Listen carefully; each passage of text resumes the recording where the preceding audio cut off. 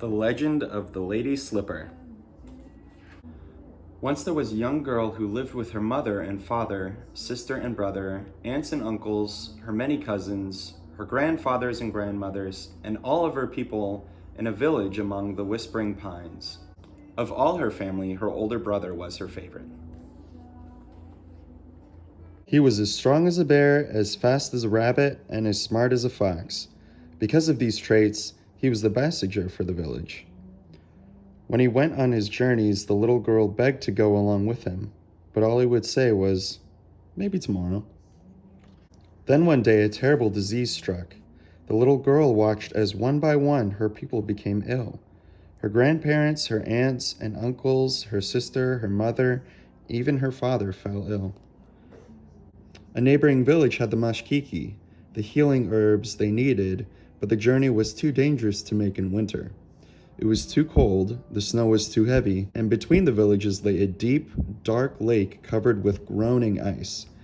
Such journeys were not made in Gichimanidu Gisis, the great spirit moon.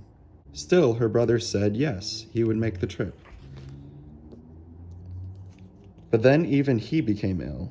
Now the little girl thought surely there was no one else to go, unless she herself were to make the journey. Maybe tomorrow, she thought. But looking at her brother, his face bright with fever, she knew she had to leave right away.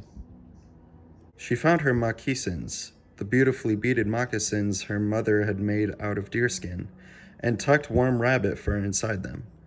Then she slipped them on and stepped out into a raging storm.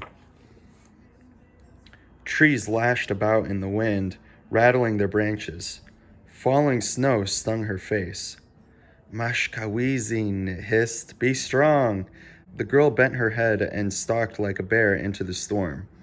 The snow tugged at her, but she charged through it, plunging into the wind.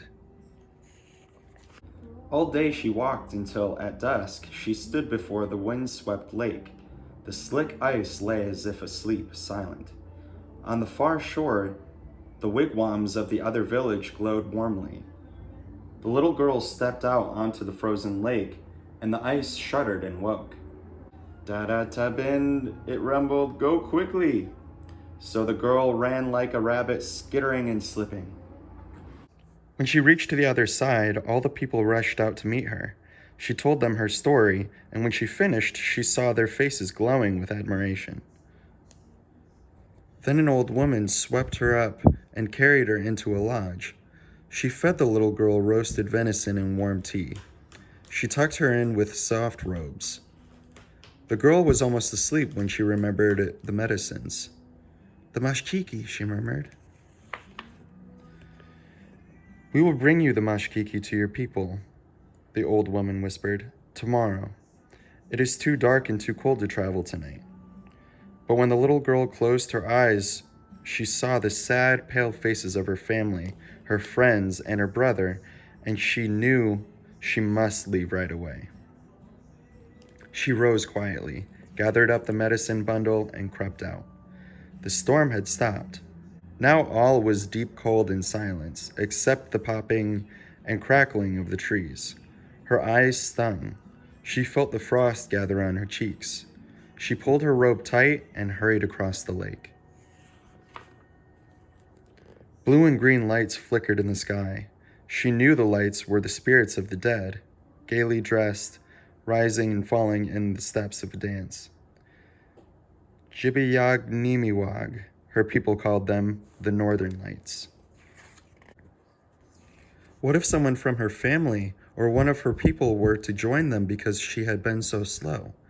She left the lake and quickened her pace, keeping her eyes on the lights in the sky. Suddenly, the snow collapsed around her and she was buried up to her arms. She kicked and punched at the snow. That was no use. She churned her little legs as fast as she could, as if to run out of the snow. That only dug her in deeper. Above her, the dancing spirits leapt and spun. Maybe she would be the next one among them, she thought. She fell back exhausted. "Nibwakan," the snow around her whispered, "be wise." Yes, she must be smart like the fox who thinks his way around the trap. She lay back to think and felt the snow relax its grip. She lay further back, and it let go a little more. Slowly, she wriggled and turned, paddled and swam her way out of the snow. Hoa! She sang out. Her feet were free. But then, Gawain, oh no, she cried.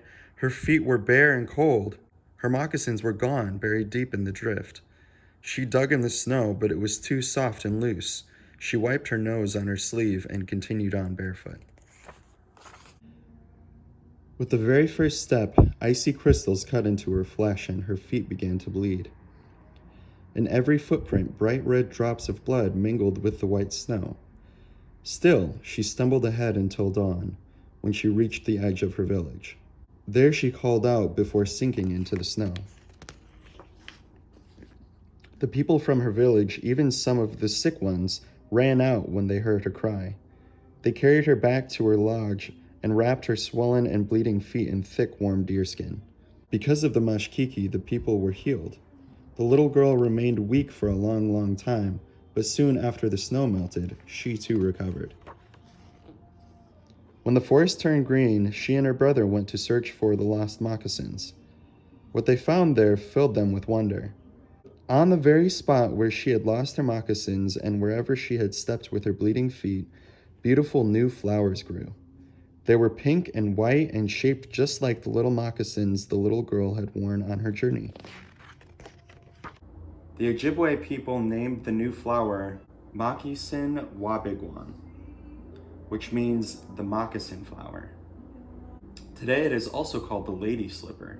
The people gave the little girl her name too, Waone, or little flower, because although she was as strong as a bear, fast as a rabbit, and smart as a fox, she was also as lovely and rare as a wild spring flower.